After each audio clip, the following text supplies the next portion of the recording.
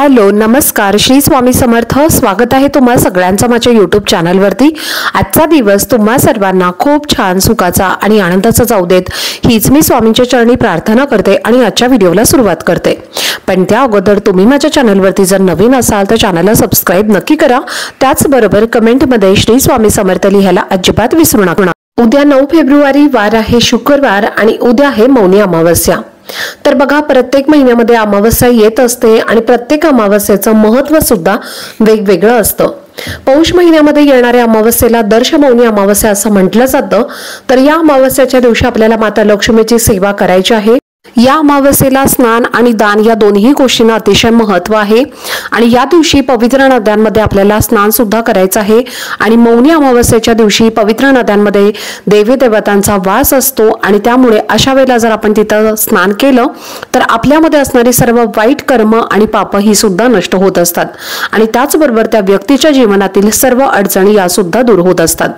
त्यामुळे जर तुम्हाला शक्य झालं तर आवर्जून पवित्र नद्यांमध्ये तुम्हाला स्नान करायचं आहे आणि ज्यांना शक्य नाही त्यांनी अंघोळीच्या पाण्यामध्ये गंगाजल टाकायचं आहे आणि थोडेसे काळे तीळ तुम्हाला टाकून त्या पाण्याने स्नान करायचं आहे। त्यामुळे सुद्धा आपल्याला पवित्र गंगेवरती स्नान केल्या इतकंच पुण्य हे मिळत असतं। मौनी अमावस्येच्या दिवशी मौन आपल्याला पाळायचं असतं, पण आपण सामान्य लोक आहोत आणि आपल्याला मौन पाळणं हे शक्य नाही। ऋषी मुनी जे आहेत तर यांचा जन्म या दिवशी झाला होता आणि ऋषी मुनी जे आहेत तर ते सुद्धा या दिवशी मौन हे पाळत असतात। पण आपल्यासारख्या सर्वसामान्य लोकांना मौन पाळणं हे शक्य नसतं। तर अशा वेळेला आपण जर काही गोष्टी पाळल्या तर नक्कीच आपल्याला मौन पाळण्याचं पुण्यफळ हे प्राप्त होत असतं। तर बघा आपल्याला उद्या काय करायचं आहे, शक्य होईल तेवढं आपल्याला आपल्या गुरूंचं नामस्मरण करायचं आहे। एकदम शांत राहण्याचा प्रयत्न करायचा आहे। कोणाला अपशब्द वाईट शब्द आपल्याला बोलायचा नाहीये, कोणाचा अपमान करायचा नाहीये। यासारख्या जरी आपण गोष्टी केल्या तरी सुद्धा नक्कीच आपल्याला मौन फळा इतकंच आपल्याला पुण्यफळ हे नक्कीच प्राप्त होईल। तर या दिवशी आपल्याला काही उपाय सुद्धा करायचा आहे। तर आजच्या व्हिडिओमध्ये तुमच्यासोबत मी एक अतिशय प्रभावी उपाय शेअर करणार आहे। तर बघा उद्या शुक्रवार आहे। शुक्रवार हा माता लक्ष्मीचा वार असतो आणि या दिवशी अमावस्या सुद्धा आलेली आहे। त्यामुळे आपल्याला तुळशीची सुद्धा विशेष पूजा ही करायची आहे। तुळशीला माता लक्ष्मीचं प्रतीक मानलं जातं आणि त्यामुळे तुळशीला आपल्याला एक अशी वस्तू अर्पण करायची आहे त्यामुळे आपलं 7 पिढ्यांचं दारिद्र्य गरिबी ही नष्ट होईल आणि घराची मुलांची आणि आपल्या पती अगदी भरभरून प्रगती होईल। आणि त्याचबरोबर आपल्या घरातल्या ज्या काही पैशांच्या अडचणी आहेत, आर्थिक समस्या आहेत तर त्या सुद्धा नष्ट होतील आणि घरामध्ये सुख शांती समृद्धी ऐश्वर्य सुद्धा नांदेल। तर असा हा उपाय तुमच्यासोबत मी आजच्या व्हिडिओमध्ये शेअर करणार आहे। त्यामुळे व्हिडिओ हा स्किप न करता शेवटपर्यंत नक्की पहा जेणेकरून तुमच्यापर्यंत योग्य ती माहिती पोहोचेल। आणि चॅनलवरती जर नवीन असाल तर असेच तुम्हाला माहितीपूर्ण व्हिडिओ पाहायला आवडत असतील तर चॅनलला पण नक्की सबस्क्राइब करा। आपल्या हिंदू धर्मामध्ये तुळशीला खूप महत्त्व असतं। तुळशीला माता लक्ष्मीच्या समान आपण मानत असतो आणि आपल्या घरामध्ये किंवा आपल्या घराच्या बाल्कनीमध्ये किंवा टेरेसमध्ये तुळशी लावली जाते। प्रत्येक घरामध्ये तुळशी असतेच आणि तिची नित्यनियमाने पूजा सुद्धा केली जाते। ज्या घरामध्ये नित्यनियमाने तुळशीची पूजा केली जाते त्या घरामध्ये नेहमी सुख शांती ही टिकून राहते आणि त्या घरावरती कधीही कोणत्याही प्रकारचं वाईट संकट सुद्धा येत नाही।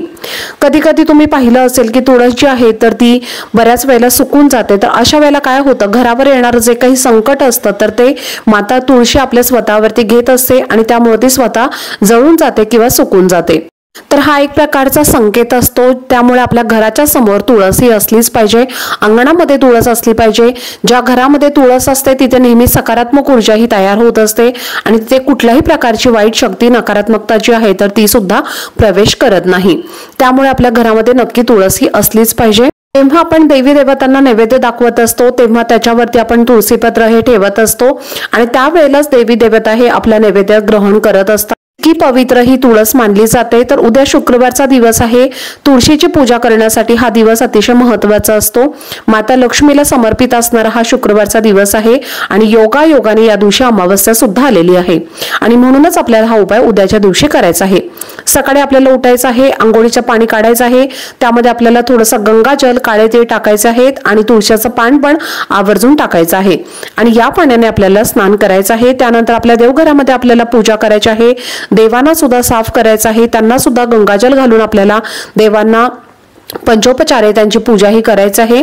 त्यानंतर तुम्हाला देवांना दही आणि हळद जी आहे तर ती सुद्धा तुम्ही मिक्स करून त्याने सुद्धा स्नान घालू शकता, किंवा तुम्ही कच्च्या दुधाने पंचामृताने सुद्धा स्नान घातलं तरीही चालेल। तुम्हाला जे शक्य आहे त्या पद्धतीने तुम्हाला अभिषेक हा घालायचा आहे।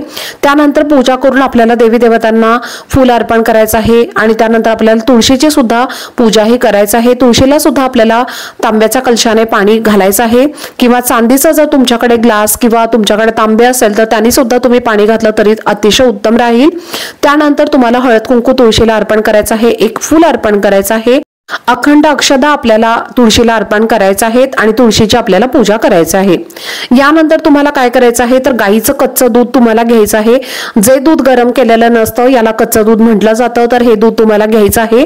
त्यामध्ये तुम्हाला पांढरे आणि काळे तीळ थोडेसे मिक्स करायचे आहेत आणि हे जे दूध आहे तर ते आपल्याला तुळशीला अर्पण करायचं आहे। तुळशीला अर्पण करत असताना आपल्या मनामध्ये आपल्याला ओम नमो भगवते वासुदेवाय नमः या मंत्राचा जप करायचा आहे आणि आपल्याला हे अर्पण करायचं आहे। तर बघा, तुम्हाला जर हे चांदीच्या ग्लासमध्ये किंवा चांदीच्या भांड्यामधून अर्पण करणं शक्य असेल तर तुम्ही आवर्जून अर्पण करा।